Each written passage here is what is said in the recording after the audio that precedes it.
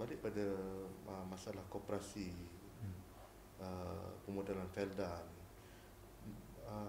memang ada ura-ura yang kata nak nanti Isa Samad sebagai pengerusi, sedangkan dia belum lagi bukan ahli.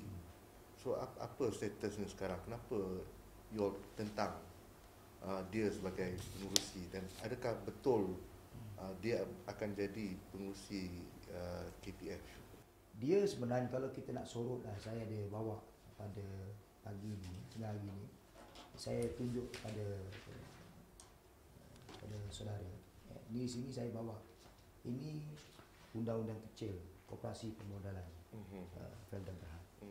Secara jelas dalam undang-undang kecil ini, mereka-mereka yang berkelayakan untuk menjadi ahli koperasi, dan mereka yang boleh menjadi ahli koperasi ini terdiri daripada penderoka Felda, anak dan keluarga penderoka, kaki tangan Felda, dan gabungan koperasi-koperasi yang wujud dalam Felda.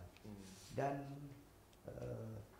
hari ini terdapat lebih kurang 220,000 pemegang saham ataupun ahli dalam koperasi.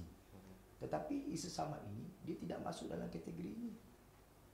Dia bukan keluarga penderoka, dia bukan kaki tangan Felda yang tetap, dan dia merupakan penjawat kontrak. Jadi di bawah peruntukan mana beliau layak untuk menjadi ahli koperasi?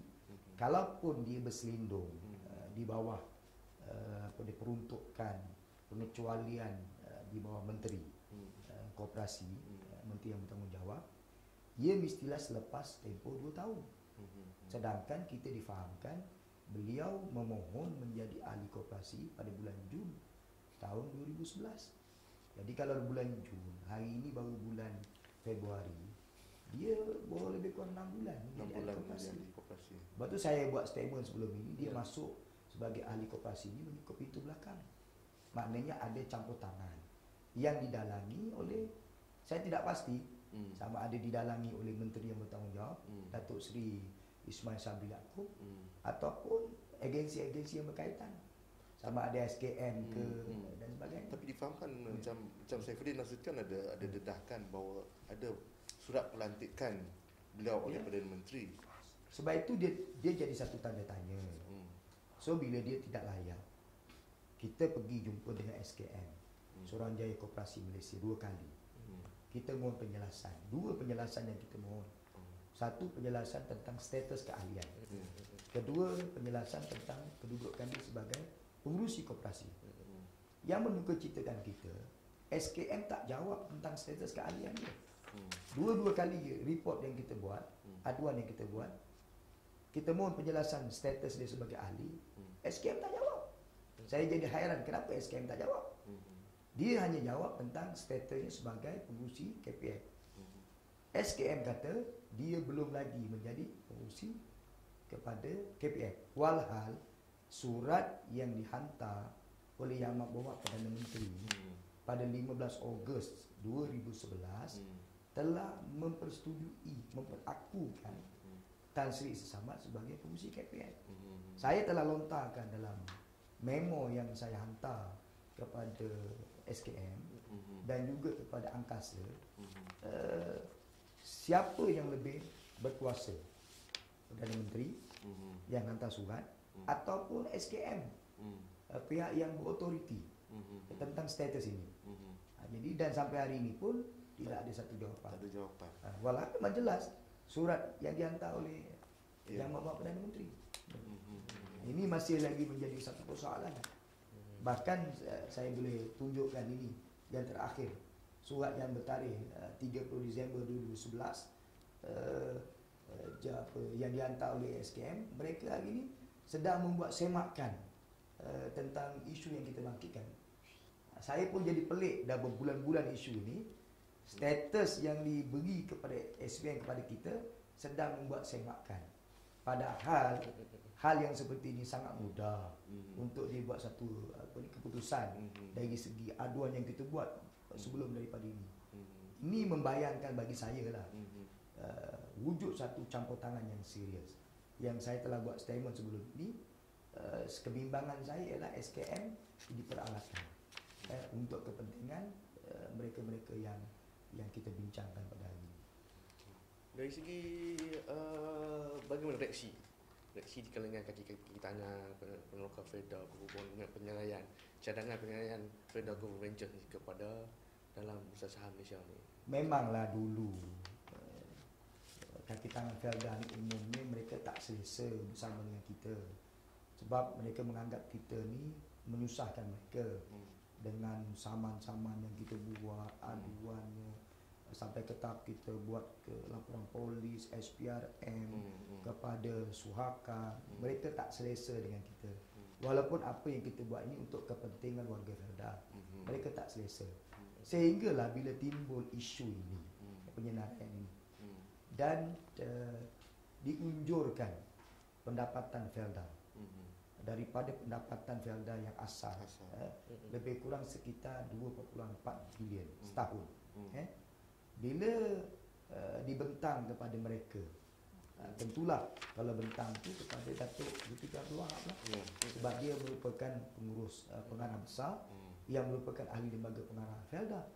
Maknanya bila dibentang dalam mesyuarat lembaga Felda, apa yang tinggal selepas penyenaraian, iaitu dua. Satu, sewa pajakan tanah Felda Plantation selama 99 tahun. Yang selama ini saya sebut tadi, pendapatan daripada situ saja telah ada 2 bilion. Bila selepas penyenaraian tinggal 251 juta sahaja setahun.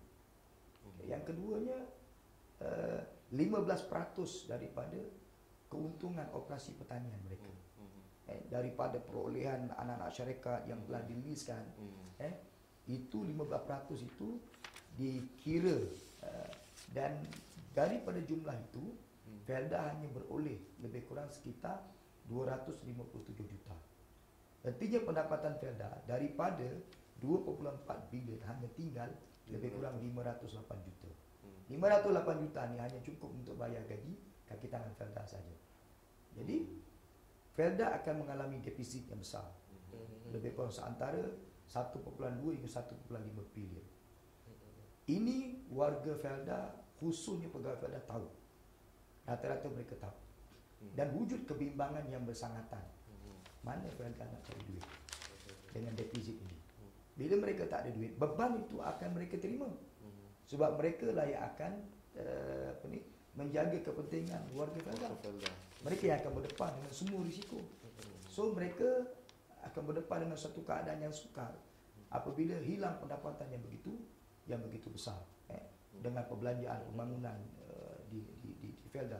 Jadi bila begini keadaannya, timbul satu keresahan, kebimbangan, tidak puas hati, bantahan di kalangan kaki tangan Felda dengan fenomena itu, yang membawa kepada, orang kata sebagai orang nombor satu CEO di Felda, tentulah bagi Datuk Zulkifli Abdul Wahab, saya berkeyakinan dia mempersoalkan kepada Tan Sri Isa di mana nak cari duit dengan defisit ini.